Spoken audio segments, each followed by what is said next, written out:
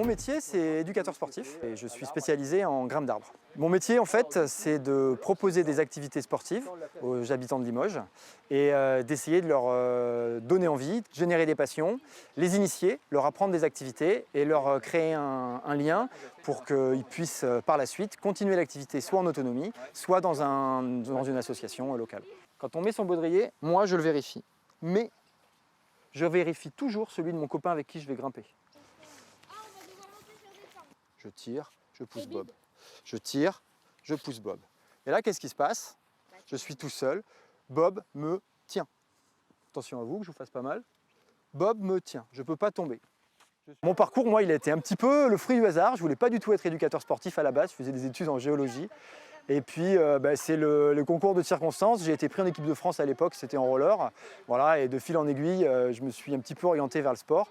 Et en quelques années, je me suis diplômé. Donc, j'ai commencé par devenir prof de roller. Voilà, j'ai travaillé pour la Fédération française de roller pendant quelques années avant de travailler pour la mairie de Limoges. Et puis, de fil en aiguille, à faire beaucoup de roller, j'ai commencé à regarder d'autres sports, puis à me diversifier, à me mettre à l'escalade, à me diplômer en escalade. Et puis le chemin a continué. De l'escalade, j'ai glissé sur la grimpe d'arbre, donc passionné par l'activité.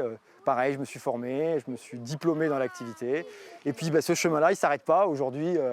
Aujourd'hui, on s'intéresse encore à d'autres sports, on se forme dans d'autres sports et puis on avance petit à petit. C'est un métier qui est passionnant parce qu'on est toujours en contact du public.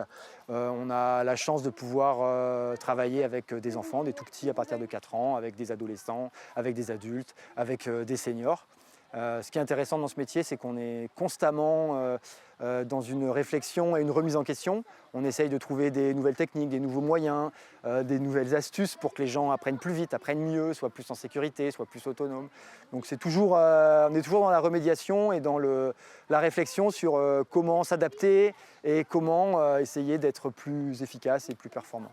Voilà, moi c'est quelque chose qui me plaît beaucoup.